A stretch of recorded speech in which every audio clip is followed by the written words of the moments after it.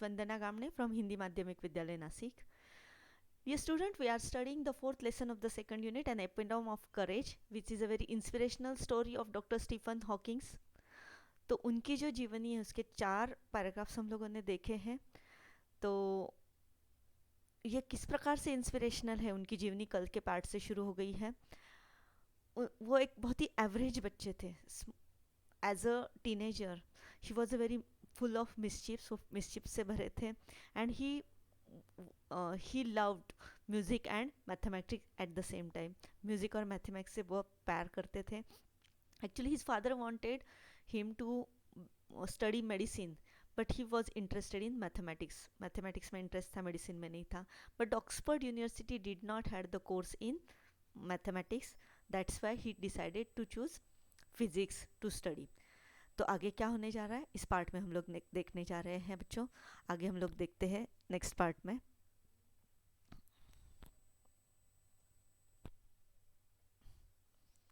इस पैराग्राफ पढ़ने जा रहे हैं हम लोग पहले.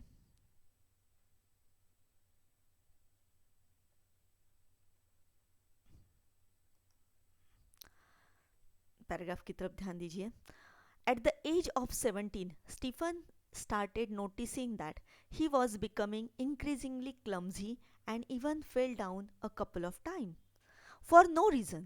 This perplexed him, perplexed him, and he went to see his family doctor, who diagnosed him as a suffering from an extremely rare disease, ALS or Lou Gehrig's disease, that affects the nervous system and eventually weakens all the muscles of the body.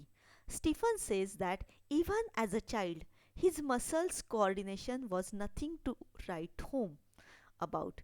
He recollects that his handwriting would send his teacher into a fit of frenzy. Nor was he inclined towards sports. Nevertheless, this disease came as a bolt from the blue.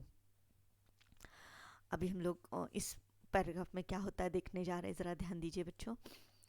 Eight the age of 17, समझ सकते हैं ना, 17 साल की उम्र में. जैसे आप भी अभी 15-16 के हो, बस आपसे एक आध साल छोट बड़ा होगा. At the age of 17, Stephen started noticing that he was becoming increasingly clumsy and even fell down a couple of times for no reason.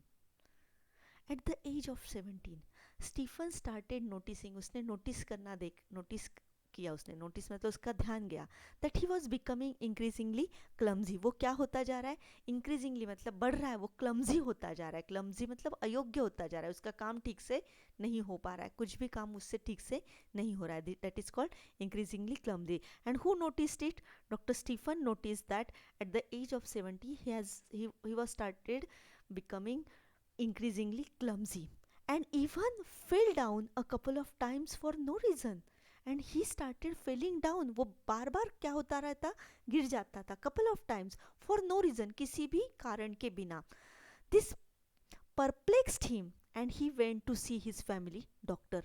इसकी वजह से वो परप्लेक्स्ड हो गया. परप्लेक्स्ड होना मतलब कंफ्यूज्ड हो गया. कंफ्यूज मतलब बहुत ही भ्रमित हो गया. वो ये जो बात थी कि वो बार बार गिर रहा है, वो उसका काम कोई अच्छे से नहीं हो रहा है. So it perplexed him and he went to see his family doctor. कहाँ पहुँच गए वो?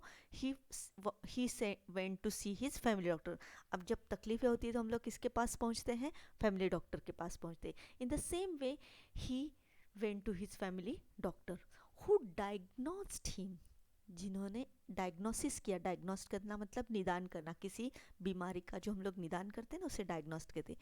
ही diagnosed him a suffering from an extremely rare disease.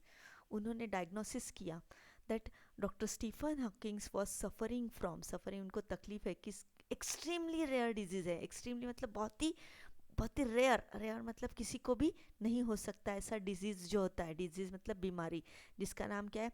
अल्स और लाउ गेरिग्स. ये क्या है बच्चों? ये बीमारी का नाम है. अल्स और लाउ गेरिगिस जो है वो बीमारी का नाम है. इस बीमारी से कौन सफरिंग कर रहे थे? Doctor Stephen Hawkings. कब पता चला उनको? At the age of 17. किसने बताया ये? उनके फैमिली डॉक्टर ने डायग्नोसिस किया था. Disease that affects the nervous system. अब ये डिजीज क्या है? It affects the nervous system. Nervous system क्या होती है हमारी? नर्वस सिस्टम मतलब मज्जा संस्था।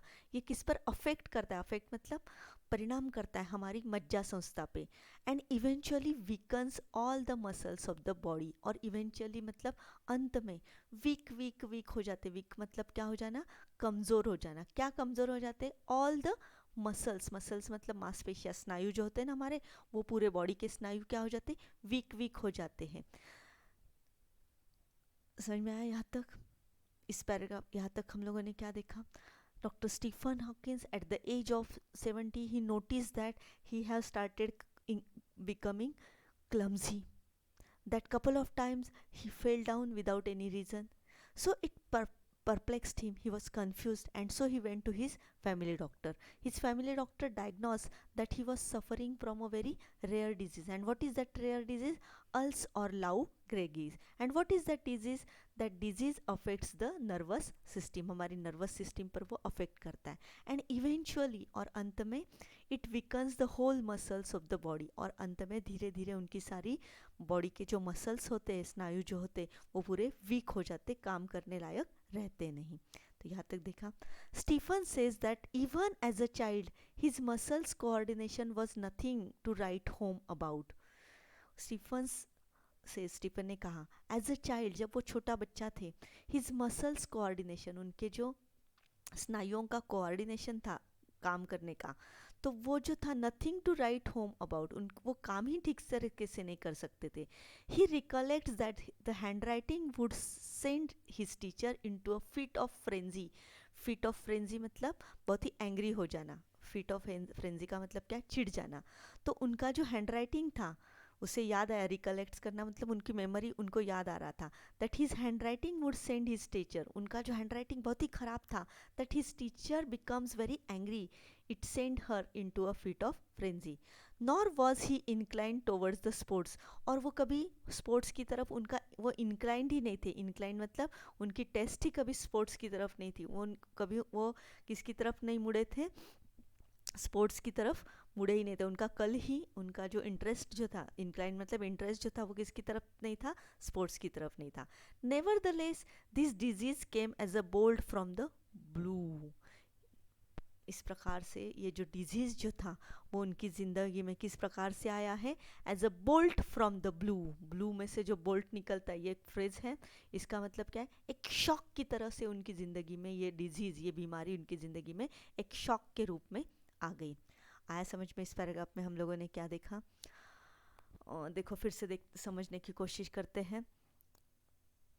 Eight the age of 17, Stephen started noticing that he was becoming more clumsy, and he started falling down couple of times without any reason. So this phase of his life confused him, he perplexed, and he went to his family doctor. The family doctor diagnosed him that he was suffering from a very extremely rare disease. What is the name of that disease? Ulls or Lou Gehrig's. वो जो ऐसा disease होता है which affects the nervous system, हमारी जो मज्जा संस्था होती है उस पर उसका अफेक्ट हो जाता है। एंड इवेंचुअली धीरे धीरे it weakens all the muscles of the body, body के सारे मसल्स जो होते हैं वो क्या हो जाते? वीक हो जाते। And then doctor Stephens recalls that when as a child there was no coordinations in his muscles, उसके मसल्स में कोऑर्डिनेशन नहीं था, and that's why he could not write properly, and because he could not write properly his teacher becomes very angry. उसका handwriting देखकर उसके teacher बहुत angry हो जाते थे। और उसी के साथ साथ उसको एक बात याद है कि he was not interested in sports, वो स्पोर्ट्स में भी इंटरेस्टेड नहीं थे। So this disease becomes a bolt from the blue, उनकी ज़िंदगी में एक बोल्ट फ्रॉम द ब्लू जैसे आता है ना, एक फ्रेज है कि जैसे शॉक होता है ना, वो शॉक उनकी ज़िंदगी में आ गया। देखो एट द एज ऑफ 70 ये बच्चे को पता चल गया कि he was suffering from a very rare disease, क्योंकि उसके बॉडी उसके जो वो बहुत क्लमजी होता जा रहा था, बिना किसी कारण के गिरता रहता था। तो वो डॉक्टर के पास चला गया, डॉक्टर ने डायग्नोसिस कर दिया दैट वो ऐसी रेयर बीमारी से अफेक्ट है कि जो धीरे धीरे उसकी एक तो मज्जा संस्था पे असर करती है और धीरे धीरे उसकी स्नायुओं पे असर हो जाता है। तो तब उसे याद आया कि उसके मसल्स में कभी कोऑर्डिनेशन था ही नहीं, तो वो कभी ठीक से हैंड राइटिंग कर नहीं सकता था, तो उसके टीचर बहुत चिढ़ते थे उस पर। उसी के साथ साथ वो कभी स्पोर्ट्स के लिए इंटरेस्टेड नहीं था। तो ये सारी बातें उसके लिए क्या थी, it was a shock for him. तो आगे क्या होने जा रहा है बच्चों, हम लोग